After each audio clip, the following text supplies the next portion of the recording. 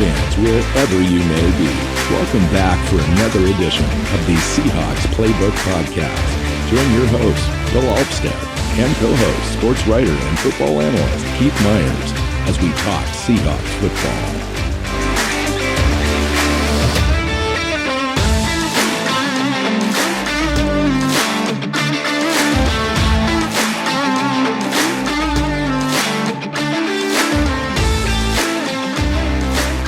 Hey, Seahawks fans. Welcome back to another edition of the Seahawks Playbook podcast. I'm your host, Bill Alvstad, sitting down with Keith Myers, co-host Keith Myers.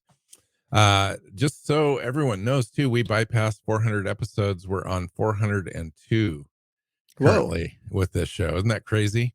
That is crazy. That is a lot of shows. A lot of shows. A lot of hours together. Yeah. Not complaining about the hours together. That's it's good. It's been a great ride, a lot of fun. I'm glad we're continuing to do this. I just booked some airfare to up into the Northwest for the NFL draft, so I could watch a day or two shows with together. You. Yeah. Sure. So today, I know this is a Seahawks centered podcast, but we are going to be taking a look around the rest of the NFL, more than just Seattle and the NFC West, and just kind of look at kind of a recap, because the season's over, the regular season's over. Playoffs are still set to come, but for a lot of teams, the season ended. And so taking a look at all the different things that have kind of some of the different storylines and different things that have happened, this season, because there's a lot of fun stories out there that have nothing to do with Seattle. And let's go ahead and start things over in the AFC. Well, what's the biggest surprise outside of Seattle being one of the bigger surprises in the NFL this year? If we turn to the AFC, what is one of the biggest surprises to you out of the AFC this year? Well, the biggest surprise has to be Jacksonville. They won 5 straight games to end the season, to end up 9-8 and win their division. And I mean, the Jacksonville is a top 3 draft pick every single year. They're a doormat franchise that just doesn't know how to get out of their own way, and they're dysfunctional in every way. Except for now, they seem to have got some people in charge that actually know what they're doing.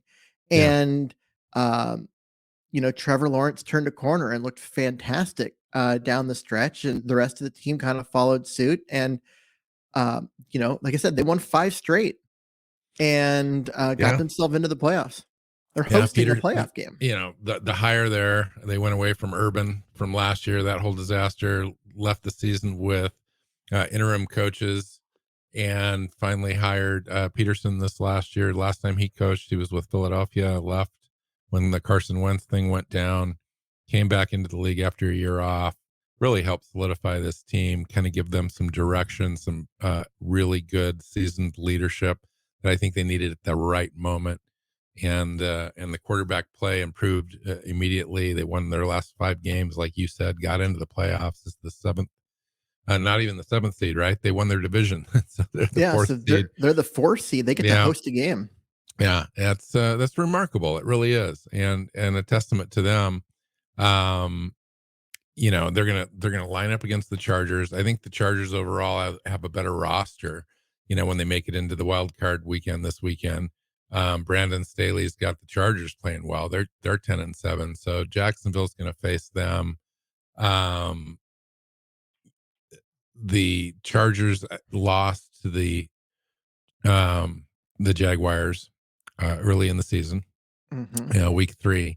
That really doesn't mean much anymore. The rosters have kind of turned over quite a bit. Both teams are playing better down the stretch, and this should be a good matchup. I do think that the Chargers have enough to kind of get by the Jaguars, but the Jaguars are kind of playing with house money, just kind of like the Seahawks this year. Nobody expected them to get in. They've got in. They've got a young roster, up and coming team, gives them a lot of experience.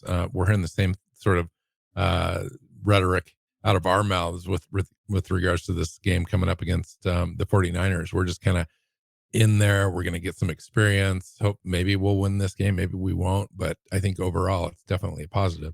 Same thing with this team.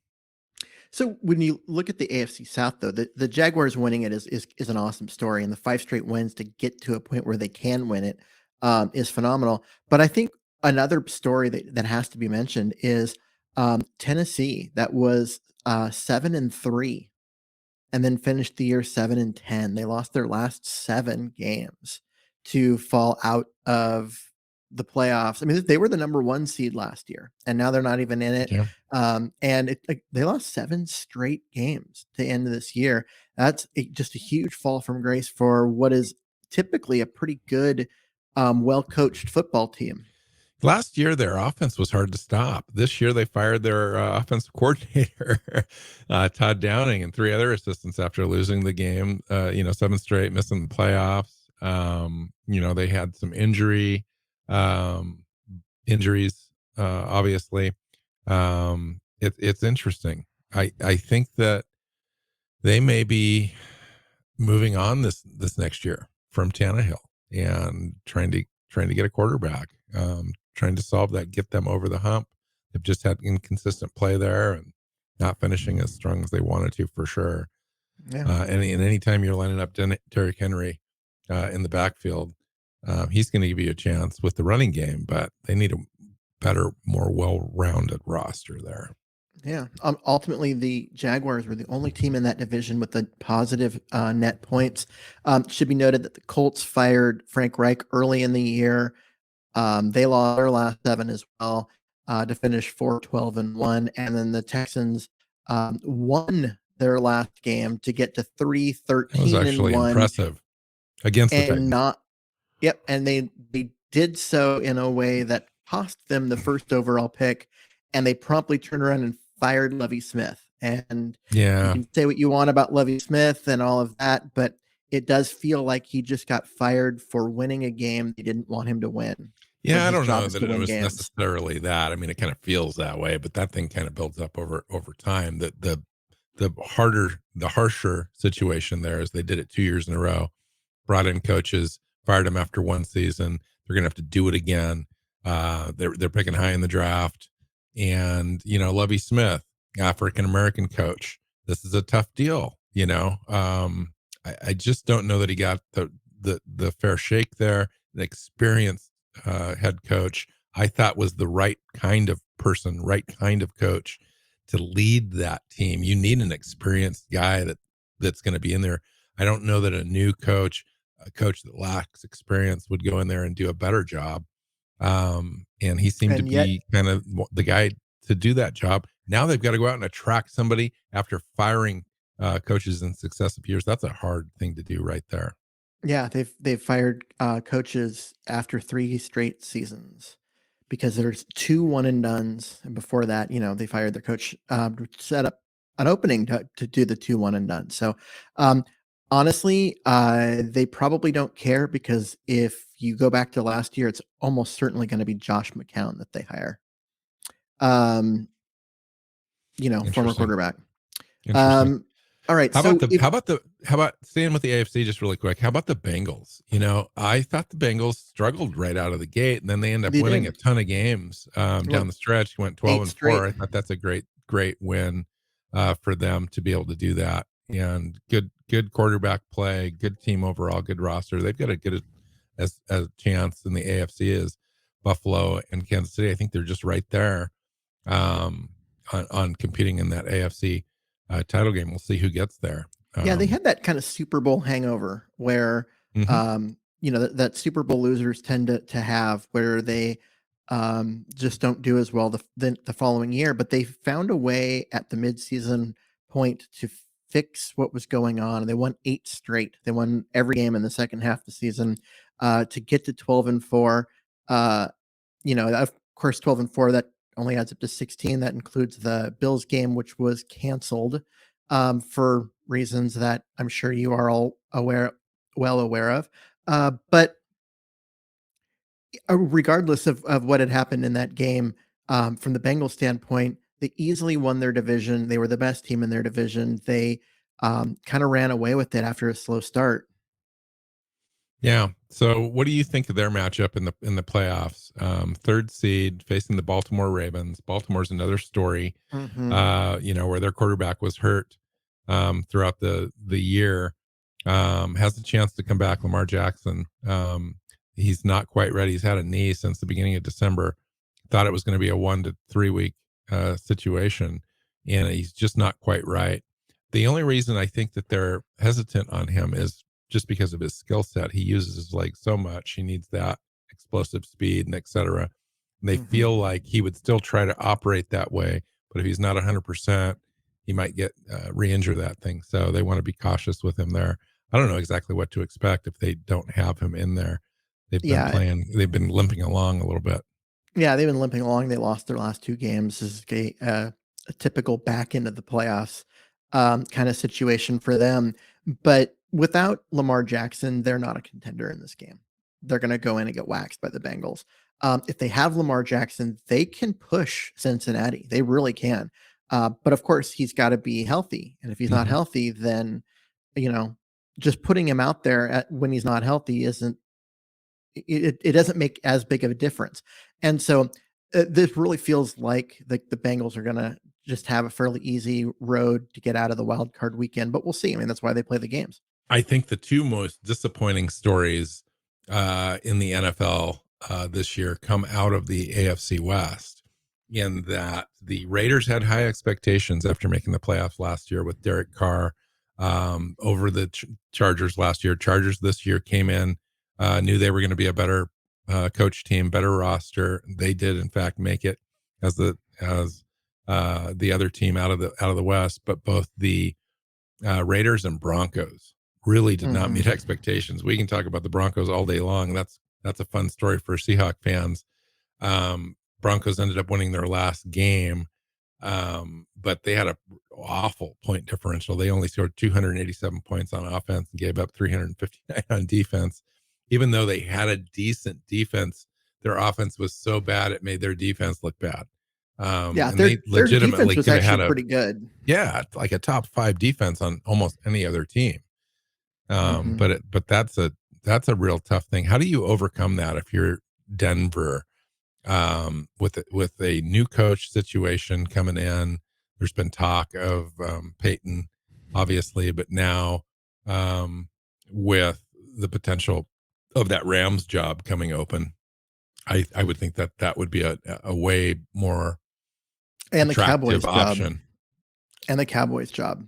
Because not forget that. Dan Quinn's, McCarthy's. Why do you say that? Do you think he's going to leave? If they don't win this weekend, I think he's fired. I think he's gone. And I think Dan Jones Quinn would step in again. No, I think you call Jones is going to call Sean Payton and say, hey, come back, work for me again.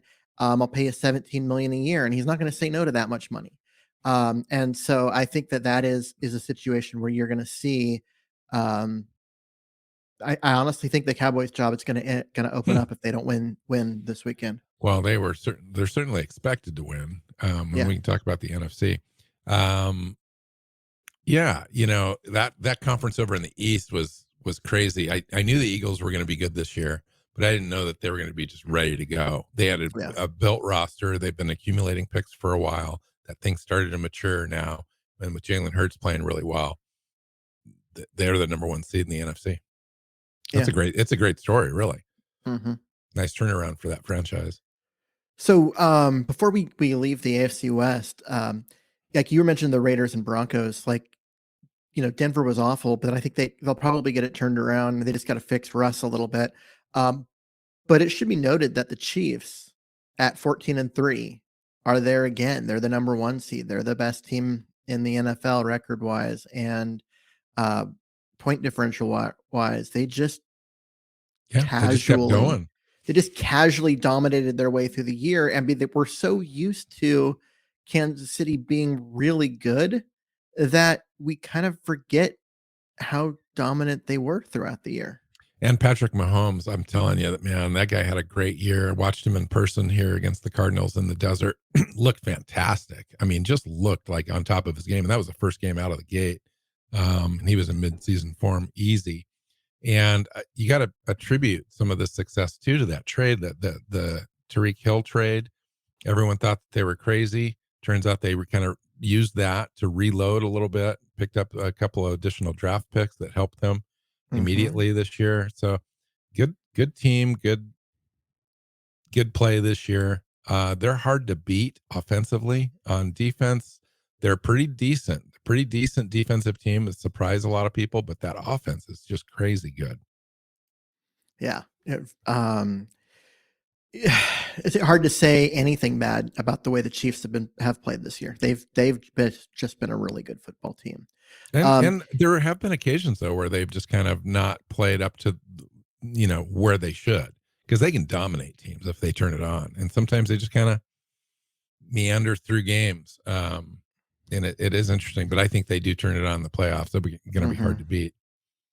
So if we move over to the last AFC division, it's a really fun division in the AFC East, because I mean, the Jets lost their last 6, and that's why they got knocked out of the playoffs. They ended up 7-10, but if you think about that, they lost their last 6 to get there. At one point, they were 7-4 and were a playoff team, and then it kind of fell apart. Their net points ended up -20 despite being 7-10. They lost 3 more. They were a better team than I think anyone expected, and that was with no quarterback play that was worth a damn all year. And so they're a team that roster looks good. They're coached well, but if they can fix the game's most important position, they're going to push next year. They're going to be there. The team that did make it, that people might be surprised at, is the Dolphins, who came through and went 9-8 and won that wild card spot, got in, and it did so despite the fact that Tua has missed a bunch of games multiple times. They've lost 5 of the last 6 after starting 8-3. Yeah, they definitely did the back end of the playoff things, but they had to win in week 18. They got it done. They made the playoffs. And like I said, they've been doing it without Tua because of concussions and stuff. And now they've got to go on the road and try and get something done in the playoffs. And it'll be interesting to see where they're at. But it does kind of show you the quality of the roster overall, that when your quarterback goes down, you can continue to keep plugging along a little bit and still get into the playoffs, despite the fact that, they missed a whole bunch of games by Tua this year. Yeah, and he's in concussion protocol. There's a chance that he becomes available. He hasn't had any practice for quite a while. He's missed the last 2 games, obviously.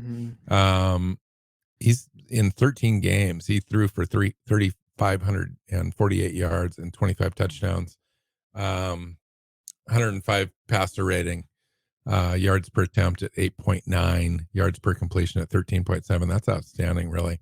The last time the Dolphins made the playoffs was 2016, so they're happy to be back in. I've been kind of hyping them for about 5 years, it seems like, and it's kind of good to see them finally put their roster together and have some good quarterback play to get there. But what team didn't make the playoffs in that division? But they faced the Buffalo Bills. Yeah, they placed so that's gonna be a tough game. They play, and Buffalo Bills are if it's not Kansas City, Buffalo is probably the best team in football. Just absolutely dominated their way through the entire year. They've won their last 7. They're just clicking on all cylinders. Fantastic defense that only gave up 286 points all year, but the offense scored 455. Wow. Yeah, I mean, they're just an absolutely dominant team. But the Chiefs scored nearly 500. To give you a comparison, isn't that crazy? But the Chiefs also gave up, 100 more points on the year as far as that. So scored 50 more, but gave up 100 more. The one team in that division that we haven't talked about is the one that missed the playoffs, that everyone was telling me, watch out for this team. They're going to be good. And I was like, nope, they're not. And this is one of those I told you so moments, but the New England Patriots finished 8-9 and out of the playoffs. Sorry, everybody.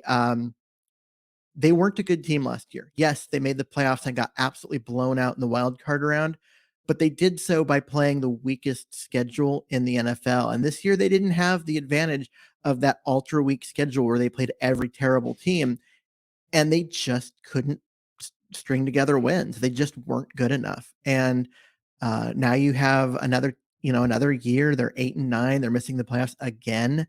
They're in year 3 of this rebuild, and are they gonna get it turned around? It's hard to. There isn't that easy path forward where you see they're about to make that big jump. And now there's hints that Bill Belichick's thinking about retiring, or at least retiring from the sideline and moving up to the front office. Interesting. That's a weird team, because we're used to the Patriots being one of the elite, and they clearly aren't anymore.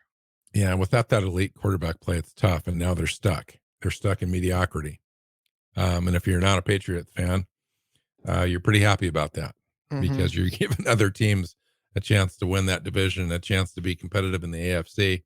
Speaking of the Bills and the Chiefs and the Bengals, those 3 teams out of the AFC are clearly favorites. How about the NFC, Keith? So, okay, if we move over to the NFC, I suppose we should probably start in the West, just because it's the division that we know the best. The Cardinals at 4-13, they lost their last 7. They fired their coach, even though he's going to be making a boatload of money to not coach, because they gave him that huge contract extension. They never should have given him that. 10 months ago. Yeah, they never should have given him that. He's been an awful coach from day one. But he's there. The Rams seem to be kind of in turmoil. They're 5-12 this year. They're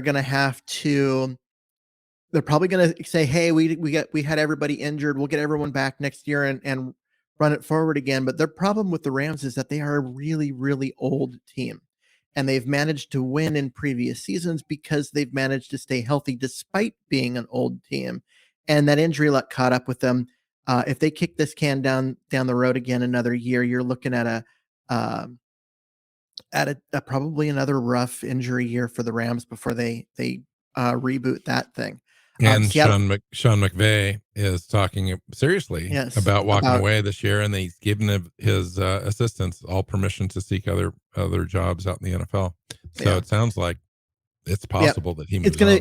It's kind of a Sean Payton situation, where been doing the same thing with the same program, the same group of guys, and at some point you need a change. And so you take a year off, you recharge a little bit, you come back into a new situation with a new team and try again. And good for McVay. McVay is a fantastic coach. He is a absolutely fantastic coach. And if anyone's earned a break, it's him. And I wouldn't be happier than to see the Rams fall on their face again with out McVay there to lead them, because, well, they're a division rival. Yeah. But he's a great coach. He really is. Wherever he ends up a year from now or 2 years from now, they're going to be a much better team because he's there. So you were going to talk about the Seahawks. I was there. Seahawks ended up 9-8, made the playoffs. It's a really good story, really. Which is one of the fantastic stories of the NFL. But people listening to this have heard you and I talk about it constantly, because this was a team that you and I both picked them to get 5 wins. We were on the optimistic side. If you look at around the country and even around the Pacific Northwest at local pundits too, most of them were picking 2-3 wins. You and I both said 5, and we were really wrong. They went 9-8, a whole bunch of winnable games in there that they just couldn't pull it out at the end because the run defense wasn't good enough, or they just couldn't get a play when they needed it. Well, they gave up 407 yards on defense. That's the difference. They scored 401. Excuse me. They scored 407, but they gave up 401. It's like, if they would have, you take a look at the 49ers. The 49ers gave up 277 points. Yep. Right. That's a huge, huge difference. And that only represented four additional wins for the 49ers. That point differential. So they had 450 points for 277. I'm kind of getting ahead of myself here. 277 against. That point differential is crazy. Seahawks had a point differential of +6. And the 49ers had a plus 170. Yeah. That's 173. crazy. 173. I mean, so the Seahawks are a fantastic story because no one gave them credit for doing anything. And yet here they are. They're in the playoffs. Granted, they had to play the 49ers, and the 49ers are statistically the best team in the NFC, even though they ended up the 2 seed. But you got to remember that this team was 3-4 at one point. They were below 500 at 3-4. And they ran off 10 straight wins to go to 13-4 and to get the number 2 seed. In there, they, part of that 3-4 start was, they had their kid quarterback get hurt, and they had to bring in Jimmy Garoppolo, who'd take a massive pay cut to stay with the team. And most people, he didn't even come into training camp for most of the time with them because they didn't want him around the team and creating a controversy. They get him back up to speed and they're doing well. And then he gets hurt. And then they got to bring in a rookie quarterback who is Mr. Irrelevant, the last pick of the NFL draft. Not the truth. And Brock Purdy to captain this ship and hopefully get them, to keep the thing going. And all he's done is just be lights out and be surprisingly good. It almost feels like a Tom Brady situation there in San Francisco, where the other two guys aren't needed anymore because Purdy's he's kind of Wally pipped both of them. It's crazy. And he's got 1,374 yards, 13 touchdowns, 4 interceptions, a passer rating of 119, 8.85 yards per attempt. And this is a guy that's the third quarterback on the roster. Yep. Probably wouldn't even have been an active day participant on the roster the entire year. Practice squad kind of guy. Last pick in the draft. Rookie comes in and just kind of plays better than the two other guys he replaced. And now what do? It's interesting, Keith, because here's a guy on a rookie contract, not only a rookie contract, last pick of the draft rookie contract. This thing he's making like $700,000 a year. If that he'll never make more than $860,000 on per year on that contract over the 4 years. Like that's the maximum he will make his fourth year. So if I'm the 49ers, I'm taking advantage of that. Yeah, you roll with that. Because trade Trey Lance, got a guy someone will give you picks for him. Not only picks, dude, somebody will give you first round picks. So you could literally stay on top of this division and stay on top of the NFC for years because of this situation. Because Garoppolo's going to leave. I think they'll probably just let him walk without compensation. They don't have a choice. Key piece. You've got that key piece, though. They don't have a choice in Garoppolo because they put a no tag clause. But it really doesn't matter at this point because you've got Trey Lance. So Trey Lance is worth at least probably 2 first round picks or a first round pick and a third. He's a young player with on a rookie deal, dude. He's a young player on a rookie deal who's done nothing in his 2 years in the league. He's had a chance in 3 games. He didn't look ready during those 3 games. And there was a lot of talk. You know what he would jump on Santa Clara on this that said that he still wasn't ready, but they were moving forward with him anyway. The Tennessee Titans. A team that runs the same offense. So you've got the Rams and the Seahawks would be highly interested, I think, in something like this. It would be interesting. They won't give a division rival you wouldn't quarterback. Think. They'll give him, but you're right. Indianapolis, Tennessee, and Indy's they're at 7 wins. They're too late in the draft to draft a quarterback. They'd have to give up a ton to move up, or you could go get a guy that has been with the team for a couple of years, and you think it's less of a reach to get him up to speed to be a starter as of next year. That would be a good fit for me. We'll see what he does in the playoffs. I'm really curious to see how Brock Purdy does, because if he collapses and falls apart, they may have another story. But that's true. If he leads them and does well, even in a loss, he could be their quarterback of the future, and it's a really decent situation for the 49ers. I don't know. Here's the thing, though. If he goes out and throws 2 picks in this game against Seattle, and Seattle either pushes them really hard or Seattle wins because of those 2 picks, Trey Lance is coming back as the starter, and Brock Purdy is going to have to fight to get on the field again. But if he goes out, looks sharp against Seattle, look sharp the next week, whether they win or not. Yeah, he's the guy going forward. I honestly don't think that they will care. And good on After them. that. Good on them for identifying him and for developing him so quickly so that he can come in and be ready to play. I mean, that's just a testament to the coaching staff there and to him. Yep. To be able to get that done. All right. So let's keep going around. So how about the NFC South is where I wanted to land next, because for the third time in the wild card era, a team below 500 is won a division and thus going to the playoffs. And Tampa at 8-9. Yeah, Tampa's got to be close to being the worst team in the playoffs. Like their defense is bad, their offense is bad. They're 3-5 on away games. They're 8-9. They won that division by default. Although I can't talk too loud, the Seahawks were 0-4 in that division this year. However, I think that right now Tampa Bay at 8-9 is just not great. They were 2-3 down the stretch. Took overtime to beat the hapless Cardinals. And they go up against the Dallas Cowboys. You mentioned the idea that Dallas might not win. Dallas wins this game easily. They've just got so much more talent than Tampa.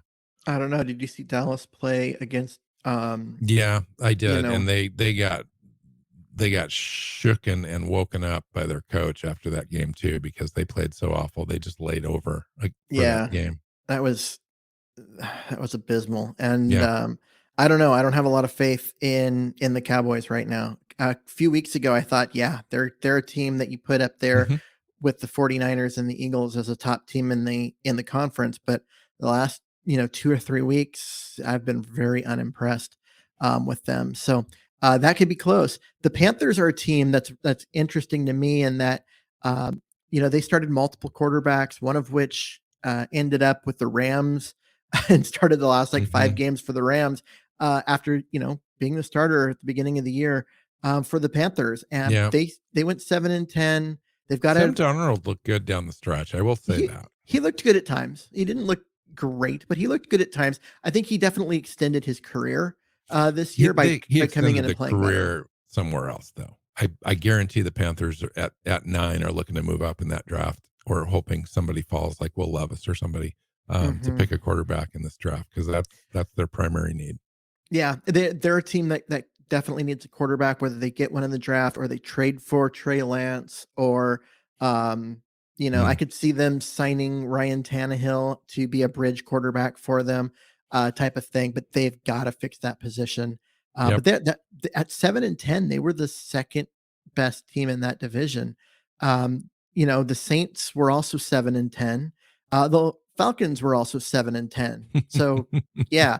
And all three had their flaws. All three had their moments during the season, and none of them could really get out of their own way. And none of them have a quarterback.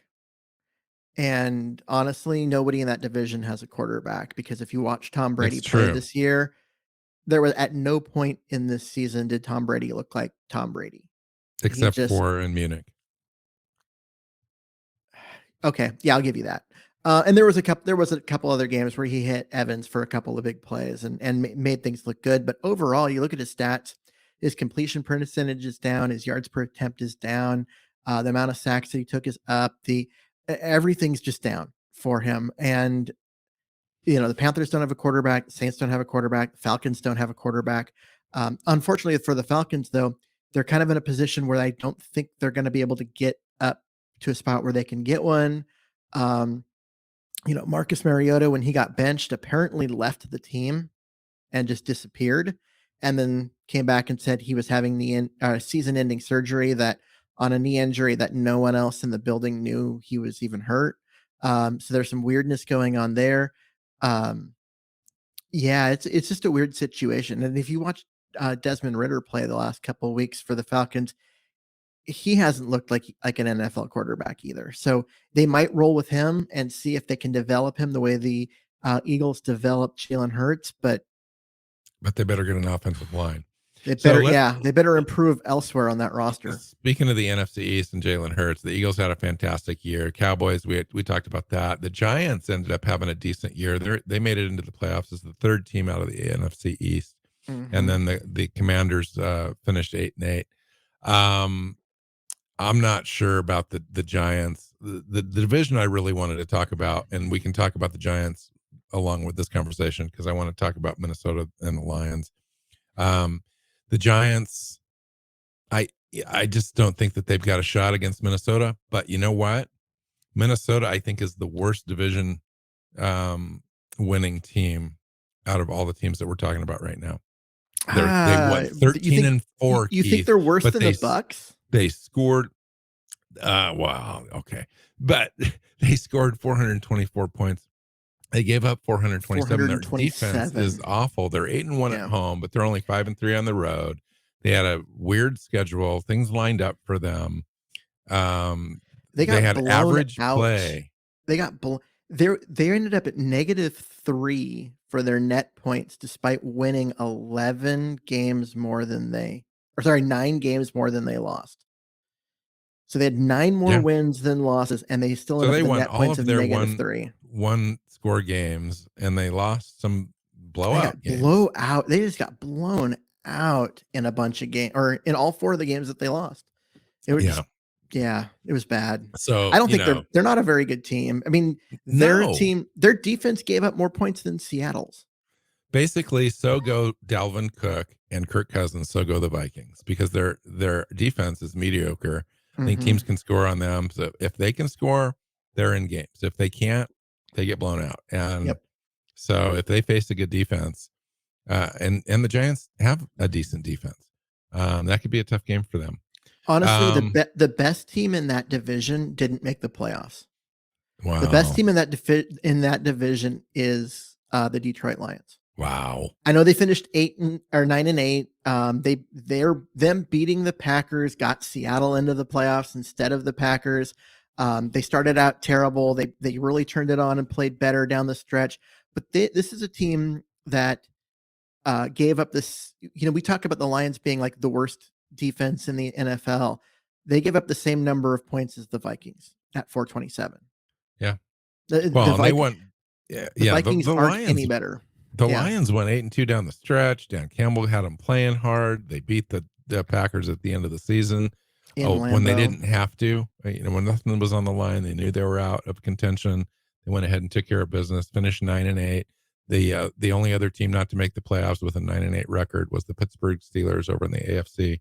So you feel sorry for them only for a half a second, and then you just know that they're going to come back next year and they're going to be even better and be ready to contend again. They're going to be a trendy pick to win the division, be a playoff team, all of that, because the Vikings are a paper tiger. And the Packers, they were 4-8. Yeah, they won 4 in a row to get themselves to 8-8 and a chance at the playoffs, but they couldn't beat the Lions. It was a win in your in situation. You're playing against a team that has already been eliminated, doesn't really have anything to play for, and they couldn't do it. And Aaron I'm happy Rodgers, to say that they're a below 500 team. Yeah, Aaron Rodgers continues to regress. They signed him to that huge deal this last offseason. I don't think, Love's the answer there at all. So I get why they did it. But, look at it. Look at the way he's played this year. He is not the MVP he was before. I think they're in a situation where they're going to start seeing very diminishing returns from their quarterback unless they drastically upgrade his weapons and offensive line. Agreed. Cool. So, is there anything that we didn't talk about that you want to talk about? How about, let me see. So we didn't we talked about just about everybody. The Commanders, I think, are an interesting team because they ended up 8-1. They are a good team with no quarterback play. And they unfortunately invested a ton of draft picks and money in Carson Wentz before they realized the same thing that everyone else has realized, that Wentz is not a good quarterback. And so they moved on, went with Heineke, and managed to get themselves kind of back in it. But Heineke's not going to lead them to anything either.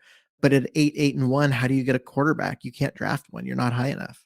You're going to give up. They just fired their offensive coordinator as well, Scott Turner. Yeah. That's probably the beginning. Isn't that North Turner's son? That's a great question. Maybe. I believe it's North Turner's son.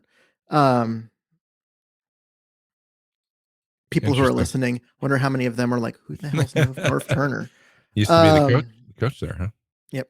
So yeah, interesting. So, if you take a look at the NFL playoffs, I think there's 4 teams that really stand out to me. San Francisco, the Eagles, the Buffalo Bills, and Kansas City Chiefs, the Kansas City Chiefs, Bengals. And then you've got 5, and then Cincinnati, and then you might throw in Dallas if they put it all together. No, and that's it. But that's a lot of teams. Normally, each year you look at 3 or 4 that have an opportunity. I think there's 4 or 5 teams right now that you could say have a shot at getting to the Super Bowl and winning it. The league is really top heavy. There are those 5 teams. The Eagles and 49ers in the NFC, Bills, Chiefs, and Bengals in the AFC. Those 5 teams all have a shot. They're at some point, all 5 of them have what it takes to get there and win it. Nobody else does. And not only that, nobody else is close. I don't think the Cowboys look like they could be there for much of the season, but the last couple of weeks, they've just not.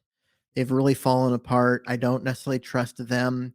The Dolphins looked strong early, faded. The Baltimore Ravens looked strong before Lamar got hurt. The Chargers have been coming on, looked weaker in the beginning of the season, have played better down the stretch, but they still don't have, I think, the roster to compete with Kansas City and the Bengals right now. Yeah. And so you just kind of look at it. I honestly, I think those 5 teams, and then I wouldn't bet on any other team in the playoffs. I wouldn't at all. None of them are complete enough. None of them have what it takes to get there. I honestly don't think that we are going to see any of those teams make a run at anything. Who has a better defense in the NFC, the Eagles or the 49ers? The 49ers. Yeah. But it's close. It's a lot closer than people think. Actually, the 49ers gave up 70 fewer points. Yeah. It's not all about points. I know, but 70 fewer points. San Francisco is crazy good, and nobody's really talking about their defense. It's just one of those things that they dominated Seattle in the trenches in both games. They dominated the first game they played against Seattle, where we didn't score any offensive points. And then the second game, it was a little closer, but they were up 21-3 or something into the fourth quarter before we scored some points there. So those games weren't even close. No, they weren't. I mean, the 49ers were clearly the better team, and I hate saying that, but it's true. And the Seahawks go out there, they're playing good football. They're they're playing some of the best football they've played of the year defensively. And the offense, we know the talent's there if they can figure out some of the mojo that they had, a month ago. But you want to do another show, and you want to preview that game? Let's preview that game. We can do another show and preview that game because let's do there's that separately. A lot to talk about there. NFL playoffs, though, right around the corner. We kind of went around the league, looked at everybody. That was fun. That was a lot of fun because I hadn't really paid attention, for the most part, to other teams closely anyway. Jacksonville. Yeah, interesting. Jacksonville is my story this year, other than Seattle. I love that they won the division and made the playoffs, and I also love the redemption for Doug Peterson because he got that Super Bowl in Philly he got a rap when he left there. Yeah, he got him a Super Bowl in Philly, despite Nick Foles being his quarterback for that run. And then when Frank Reich went to Indy, everybody gave Frank Reich all the credit when things started to fall apart in Philly. And now Turns out it was Carson Wentz. Yeah, it turns out it was Carson Wentz. And you see Doug Peterson getting another shot and taking a perennial doormat. They won the division. They got into the playoffs. Yeah. I love the story. Cool. All right, let's get out of here. Find Keith on Twitter at Myers NFL. You can find me at NWChawk. You know where the show's at. Hit that subscribe button, though. That really helps. So until next time, go Hawks. Go Hawks. Seahawks Playbook podcast listeners, thanks for joining us for another edition of the show. You can find us on Twitter. Bill is at NWChawk. Keith is at Myers NFL. And the show is at Hawks Playbook. You can listen and subscribe to the show at SeahawksPlaybook.com.